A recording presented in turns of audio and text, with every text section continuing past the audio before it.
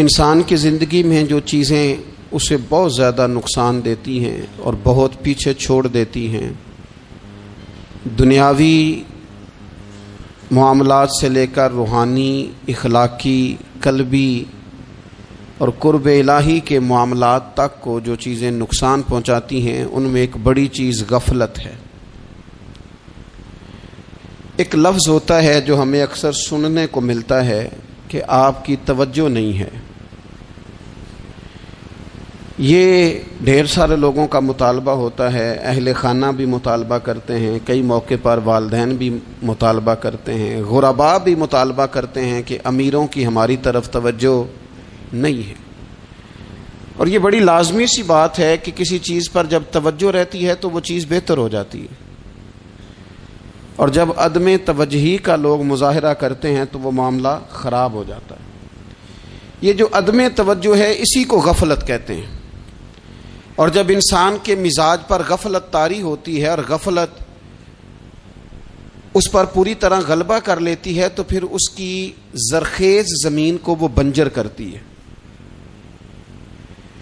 غفلت انسانی دل کے لیے بڑی نقصان دہ چیز ہے اور انتہائی تکلیف اور ضرر کا باعث ہے۔ دلوں پر جو قحط نازل ہوتا ہے، قحط، ویران ہو جاتے ہیں دل، اور جو دلوں پر خشکی نازل ہوتی ہے کہ طبیعتیں خشک ہو جاتی ہیں، یہ غفلت کی وجہ سے ہوتی ہے۔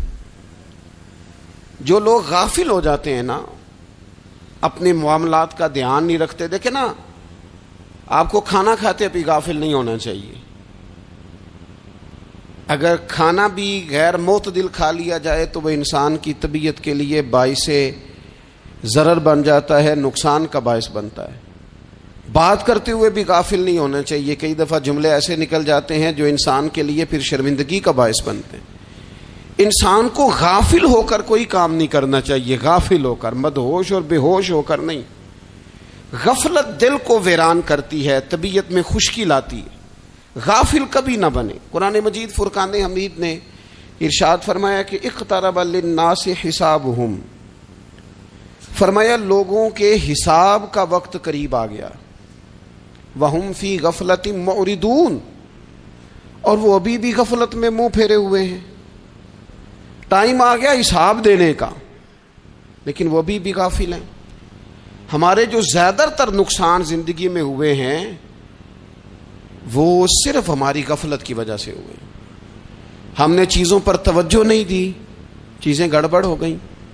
جس آدمی نے پھول لگائے ہوں، پھل لگائے ہوں، کھیتی لگائی ہو، وہ دانہ ڈال کے پانی دے کے فارغ نہیں ہو سکتا، اسے توجہ کرنی پڑتی ہے۔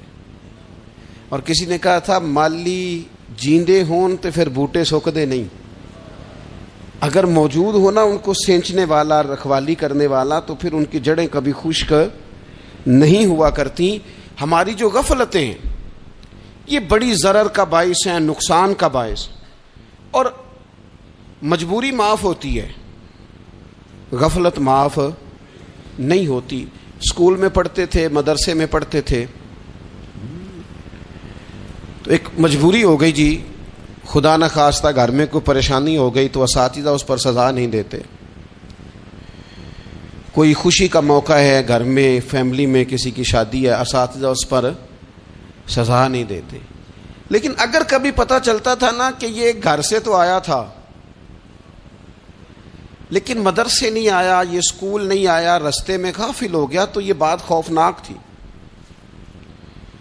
یہ قابل سزا جرم تھا کہ تو غافل ہو گیا اپنی پڑھائی سے، تو گھر سے آیا اور یہاں نہیں آیا۔ غفلت قابل سزا ہوتی ہے، مجبوری کی معافی ہوتی ہے۔ ہمارا آج کل جو مسئلہ ہے وہ غفلت کا ہے۔ ڈھیر سارے لوگ ہیں، سمجھدار بھی ہیں، سیانے بھی ہیں، معاملہ فہم بھی ہیں، باشعور بھی ہیں، تعلیم کی ڈگریاں بھی رکھتے ہیں، لیکن اگر ان کی زندگیوں کی تکلیفوں کو دیکھا جائے اور بے آباد روح کو دیکھا جائے اور سجدوں سے ان کی دوری کو دیکھا جائے تو ایک ہی بات سمجھ میں آتی ہے کہ پتہ سارا ہے لیکن لے ڈوبی ہے غفلت، توجہ نہیں کی۔ لائق بچہ بھی نالائق ترین زندگی گزارتا ہے، اس لیے کہ اس کے لائق ہونے کے ساتھ ساتھ اس کا توجہ کرنا بھی تو ضروری ہے نا۔ نرے لائق کا کیا فائدہ اگر وہ محنتی نہیں، اگر وہ توجہ ہی نہیں کرتا، اپنا سبق دھیان سے سنتا پڑھتا ہی نہیں، تو جتنا مرضی لائق ہو پیچھے رہ جائے گا۔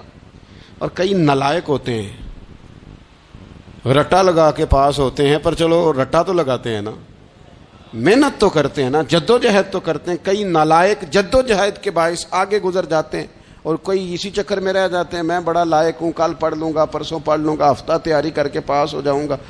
اپنی زندگی سے غفلت کا پردہ اٹھائیں، اور غفلت اس کے لیے فیصلہ کرنے کی ضرورت ہوتی ہے، پلاننگ کرنے کی نہیں، فیصلہ کرنے کی ضرورت ہوتی ہے کہ میں نے اب غفلت کرنی۔ ہم نہ جب بھی کوئی پروگرام بناتے ہیں تو منصوبہ بندی شروع کر دیں، منصوبہ بندی نہ کریں، فیصلہ کریں، کہیں کہ میں نے غافل نہیں ہونا۔ غفلت غرق دنیا کا نام ہے، اپنے آپ کو غفلت سے بچائیں۔ آپ دیکھیں حضرت کعب بن مالک رضی اللہ تعالیٰ عنہ فرماتے ہیں، بخاری میں موجود ہے، فرماتے ہیں کہ جنگ میں پیچھے رہ گیا تھا، میرا خیال تھا کل چلا جاؤں گا، گھوڑے اور سواریاں میرے پاس تیز ہیں، مضبوط ہیں، پرسوں چلا جاؤں گا، تیزی سے بھاگ کے میں پہنچ جاؤں گا، میں قافلے کے ساتھ شامل ہو جاؤں گا، لیکن بس تھوڑی سستی ہو گئی، ذرا غفلت ہو گئی۔ آپ فرماتے ہیں جب سب لوگ چلے گئے حضور علیہ السلام کے ساتھ جہاد میں اور میں پیچھے رہ گیا، تو پھر جب چند دن گزر گئے اور محبوب کے واپس آنے کا ٹائم ہو گیا، تو اب میں غور کرتا سمجھتا تو مجھے مدینے میں یہاں بزدل لوگ نظر آتے، اور کون نظر آتے؟ جو منافق تھے، وہ منافق بزدل دکھائی دیتے، یا مجھے عورتیں اور بچے دکھائی دیتے۔ میں پریشان ہوا، حضور واپس آ گئے۔ جنہوں نے بہانے کیے تھے نا منافقین نے، یہ مجبوری تھی اس لیے نہیں جہاد پہ گئے، یہ جنہوں نے بہانے کیے تھے انہیں مل گئی معافی، اور میں نے سچ بولا، میں نے کہا یا رسول اللہ میں غافل ہو گیا تھا۔ اب کہتے ہیں میں نے جب کہا نا حضور سستی ہو گئی تھی، ذرا غفلت ہو گئی، تو بندہ محبوب سے ہی غافل ہو جائے، بندہ وہیں سے غافل ہو جائے۔ جو دم غافل سو دم کافر، سانو مرشد اے ہو پڑھایا۔ جب کہا نا حضور وہ غلطی ہو گئی، کوئی مجبوری نہیں تھی، تو فرماتے ہیں باقیوں کو معافی مل گئی، میرے ساتھ حضور ناراض ہو گئے۔ ایک دن نہیں، 2 دن نہیں، 50 دن حضور ناراض رہے۔ مدینے کی گلیوں نے مجھے پہچاننا چھوڑ دیا، در و دیوار سے مجھے یوں لگتا تھا کہ میں پردیسی ہوں۔ فرماتے ہیں میں مسجد میں آتا تھا، میں جب محبوب کو دیکھتا تو حضور رخ انور پھیر لیتے، اور مجھے پتا تھا جب میرا چہرہ ادھر ادھر ہوتا تو پھر کریم رحمت کی نظر فرماتے ہیں 50 دن مسلسل۔ پھر مجھے حکم ہوا کہ بیوی بھی بھیج دو، میکے بچے بھی بھیج دو، ننھال یعنی تنہا رہ جاؤ۔ فرماتے ہیں وہ میں نے قید تنہائی کاٹی، لیکن شکر اللہ کا یہ ہے کہ میں سچا تھا، بس ذرا بھول گیا تھا، بس ذرا غفلت ہو گئی تھی۔ تو فرماتے ہیں پھر اللہ تبارک و تعالی نے میرے اوپر فضل یہ فرمایا کہ میری توبہ کا اعلان رب نے قرآن مجید میں فرمایا۔ تو غافل نہ بنے کبھی بھی۔ ہمارا نا مسئلہ یہ ہے، اور آپ نے ناراض نہیں ہونا، ڈھیر سارے لوگ غافل ہو جاتے ہیں، مالدار بھی غافل ہیں، صاحبان علم بھی الا ماشاء اللہ بہت ساری جگہوں پہ غافل ہیں۔ جن لوگوں کو 4 لوگ جاننے لگ جاتے ہیں، کوئی مقام حاصل ہو جاتا ہے، وہ بھی بہت ساری جگہوں سے غافل ہو جاتے ہیں الا ماشاء اللہ۔ غفلت بڑی تکلیف والا منظر ہے۔ جو لوگ سمجھتے ہیں نا میں اب گڈ بک میں آ گیا ہوں، اب میں اچھا ہو گیا ہوں، اب میرے لیے خیر کہا جاتا ہے، مجھے اچھائی شاید یہ مستقل میرے ساتھ رہے گی، تعریف ہی ہوگی ہمیشہ، وہ بھی غافل ہو جاتے ہیں۔ اور یہ غفلت ٹھیک نہیں ہوتی۔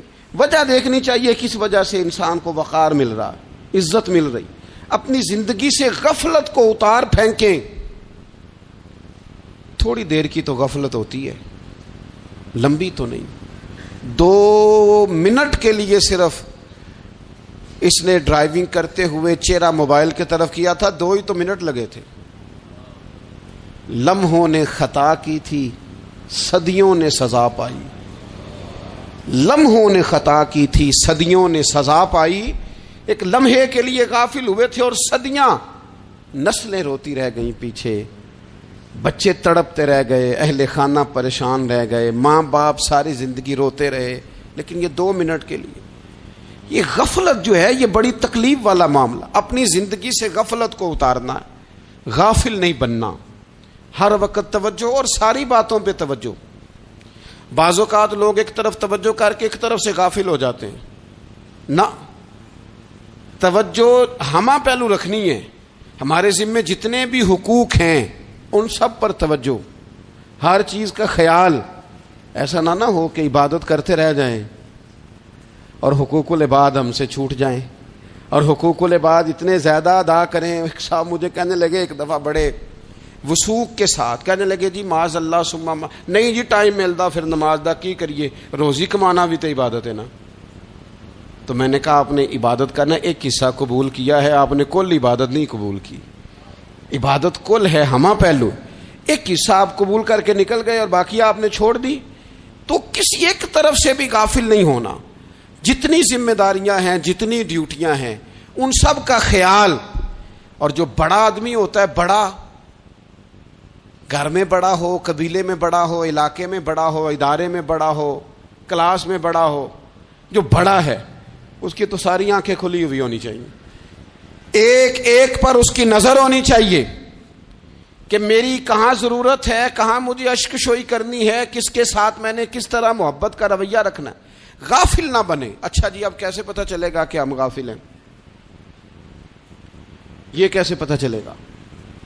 آپ کسی بندے سے بھی پوچھ لیں حالات کیا ہیں تو کہتا ہے اللہ کا شکر ہے کبھی کسی کا دل نہیں دکھایا، اللہ کا شکر ہے جی زمانہ ہو گیا 5 نمازیں پڑھتا ہوں، اللہ کا شکر ہے جی۔ کیسے پتہ چلے گا غافل ہیں؟ پہلی علامت ہمارے علماء اور صوفیاء نے غافل بندے کی لکھی ہے۔ اس آئینے میں نے اور آپ نے اپنا آپ دیکھنا ہے۔ غافل بندے کی پہلی علامت یہ ہوتی ہے کہ وہ دنیاوی کاموں میں چست ہوتا ہے اور اللہ اور اس کے رسول کی فرما برداری میں سست ہوتا ہے۔ یعنی نماز کے وقت تو اسے نیند ستاتی ہے، پریشانی ہوتی ہے، لیکن اگر کسی جگہ مال مل رہا ہو، پیسے مل رہے ہوں، وہاں جانا ہو تو پھر اسے کوئی چیز بھی تنگ نہیں کر۔ دنیاوی کاموں میں چست ہوگا، یعنی ٹی وی کے آگے، موبائل کے آگے وہ گھنٹوں بیٹھا ہوا ہے، اور اگر اسے 25 منٹ قرآن پاک سننا پڑ جائے، اگر اسے 20 منٹ دینی محفل میں بیٹھنا پڑ جائے، اگر اسے کہا جائے کہ تو 20 رکعت نماز نفل ادا کر، دنیاوی کاموں میں چست ہے، دینی کاموں میں، یہ غفلت کی پہلی علامت۔ پھر ذاتی معاملات پہ پیسہ خرچ کرنا ہو تو ڈھیر سارا ہے، کسی غریب کی مدد کرنی ہو تو۔ وہ ہمارے ایک دوست ہیں، وہ اکثر کہا کرتے ہیں، وہ کہتے ہیں آج کل کسی سے کہنا فلائی کام میں، دینی کام میں، کسی کی مدد میں کچھ 4 پیسے خرچ کرنے ہیں تو لوگ کہتے ہیں ہاتھ تنگ ہے۔ ہاں کوئی سستا پلاٹ ملتا ہو نا، اور اگر یہ سمجھ آ جائے کہ وہ مجبور ہے بیچارہ بیچنے والا، تو پھر کہتے ہیں میں 2-3 دوستوں کو پھاڑ لے سن۔ ذاتی کاموں میں جب بندہ چست ہو اور دینی کاموں میں سست ہو تو مطلب یہ ہے کہ بندہ غافل ہے۔ پہلی علامت غفلت کی۔ اور غفلت کی دوسری نشانی یہ ہے کہ انسان گناہ کے کاموں کو معمولی سمجھنے لگ جاتا ہے، یہ غافل بندے کی نشانی ہے۔ گناہ کو معمولی سمجھتا ہے، چھوٹا سمجھتا ہے۔ آج کل لوگ کہتے نہیں میں کو اکیلا کر رہا ہوں، ساری دنیا ہی کرتی ہے۔ اور جناب کیا ہو گیا اگر یہ غلطی ہو گئی تو بندے سے ہو ہی جاتا ہے۔ گناہ کو معمولی سمجھنا، چھوٹا سمجھنا، اور کہنا پھر کیا ہو گیا ہے، انسان سے غلطی ہو جاتی ہے۔ آپ دیکھ لیں کہ سینکڑوں بیسیوں گناہوں کا بوجھ ہمارے سروں پہ ہوتا ہے، لیکن کوئی ہمارا دبدبہ ہے، کوئی ہماری گفتگو ہے، کوئی ہمارے جملوں میں خود پسندی ہے، کوئی ریاکاری ہے، کوئی تصنع ہے۔ یہ غافل بندے کی علامت ہے۔ نبی اکرم صلی اللہ تعالی علیہ وآلہ وسلم نے فرمایا مومن اپنے گناہوں کو پہاڑ کی طرح سمجھتا ہے، یہ بخاری میں حدیث ہے۔ مومن پہاڑ کی طرح جانتا ہے اور وہ ڈرتا ہے کہ کہیں وہ پہاڑ اس کے اوپر گر نہ جائے، یعنی کہیں مجھے میرے گناہ کی سزا نہ مل جائے۔ چھوٹے گناہ کو بھی پہاڑ جانتا ہے، یار مجھ سے غلطی ہو گئی، مجھے ٹھیک کر لینی چاہیے، مجھے معافی لے لینی چاہیے، مجھے توبہ کر لینی چاہیے۔ مومن اپنے اوپر گناہ کو پہاڑ کی جانب سمجھتا ہے۔ اور حضور علیہ الصلوۃ والسلام فرماتے ہیں کہ یہ جو فاسق اور فاجر ہوتا ہے نا، اللہ کا نافرمان، یہ گناہ کو مکھی کی طرح سمجھتا ہے. یہ سمجھتا ہے میں نے اشارہ کرنا ہے, مکھی نے اڑ جانا ہے. مومن کی علامت یہ ہے کہ وہ پہاڑ جانتا ہے اگر غلطی ہو جائے تو پہاڑ. امام اعظم ابو حنیفہ رحمۃ اللہ علیہ گزر رہے تھے تو بارش ہو گئی تھی اور کوفہ میں کیچڑ تھا, تو آپ نے جو جوتے پہنے ہوئے تھے ان جوتوں سے چلتے ہوئے نا آپ کے پاؤں سے کچھ مٹی اڑی, تو سامنے ایک یہودی تھا, اب اس زمانے میں دیواریں کچی ہوتی تھی, اس کے دیوار پر جا کے وہ مٹی جو تھی وہ لگ گئی. اب امام صاحب بڑے پریشان ہوئے کہ میں نے اس کی دیوار کو آلودہ کر دیا. یہاں تو لوگ اپنی اینٹیں رکھتے رکھتے کئیوں کی دیواریں توڑ ہی دیتے ہیں, اور پھر وہ اس پر ماننے کو بھی تیار نہیں ہوتے, تسلیم کرنے کو بھی تیار نہیں ہوتے. وہ کہتے ہیں پھر کیا ہو گیا, اب ہمارا یہاں گھر ہے تو ہم نے ٹرالی منگوانی نہیں تھی, ہمارا حق بنتا تھا. امام صاحب کے پیروں سے ذرا کیچڑ اڑا, یہودی کی دیوار پہ لگا, اس کی کچی دیوار تھی. امام صاحب پریشان ہو گئے, سوچنے لگے کہ اگر میں دیوار سے یہ کیچڑ اتارتا نہیں تو یہ بھی زیادتی ہے, میں نے اس کی دیوار کو گدلا کر دیا, اور اگر میں اتارتا ہوں تو کچھ مٹی اس کی دیوار کی بھی اتر جائے گی, کچی دیوار ہے, یہ بھی زیادتی ہے. مومن گناہ کو پہاڑ کی طرح سمجھتا ہے کہ کہیں گر نہ جائے, اس کی بھی کہیں سزا نہ مل جائے. امام صاحب نے اس کے دروازے پہ دستک دی, وہ باہر آیا تو اتفاق سے وہ آپ کا مقروض بھی تھا, اس نے پیسے دینے تھے. باہر نکلتے ہی کہنے لگا اوہو آپ تو قرض لینے آ گئے, میرے پاس تو ابھی گنجائش نہیں ادا کرنے کی. تو امام صاحب کہنے لگے تو قرض چھوڑ, وہ میں نے معاف کیا, میرے سے ایک غلطی ہو گئی ہے. میں آ رہا تھا, لکڑی کے جوتے اس زمانے میں کھڑاؤں لوگوں نے پہنے ہوتے تھے, کہا وہ میرے پیروں سے ذرا کیچڑ اڑا ہے, تیری دیوار پہ لگ گیا ہے. اب میں بڑی دیر سے کھڑا سوچ رہا ہوں کہ اگر میں تیری دیوار صاف نہ کروں تو میں نے یہ میلی کر دی, گدلی کر دی, یہ بھی بات درست نہیں ہے, زیادتی. اور اگر میں اسے صاف کرتا ہوں کچی دیوار سے کچھ مٹی اتر جائے گی تو یہ بھی زیادتی ہے. اب تو بتا میں کیا کروں. تو بے موسمہ پھل تھا نا یہ, تو بے موسمہ پھل دیکھ کے بندہ حیران ہو جاتا ہے. جو باتیں روٹین میں نہ ہو رہی ہوں وہ ذرا انوکھی لگتی ہے, بندہ حیران ہو گیا. غور سے امام صاحب کا چہرہ دیکھنے لگا, غور سے چہرہ دیکھنے لگا. ابھی تھوڑی دیر سوچنے کے بعد کہنے لگا حضور پہلے میں نے دین اسلام کے بارے میں پڑھا اور سنا تھا, آج میں نے دین دیکھا ہے. پہلے میں نے سنا تھا کہ دین اسلام اس طرح کا ہے, آج میں نے دین. ہم نہ پوری دنیا کے کافروں کو دین سنانا چاہتے ہیں, دکھانا نہیں چاہتے. ہم نیک نظر آنا چاہتے ہیں, نیک بننا نہیں چاہتے. ہم نیک نظر آنا چاہتے. نتیجہ کیا نکلتا ہے کہ کچھ عرصے کے بعد پتہ چل جاتا ہے بندہ کس لیول کا نیک ہے, کیا معیار ہے اس کی نیکیوں کا. کہنے لگا حضور پہلے میں نے دین سنا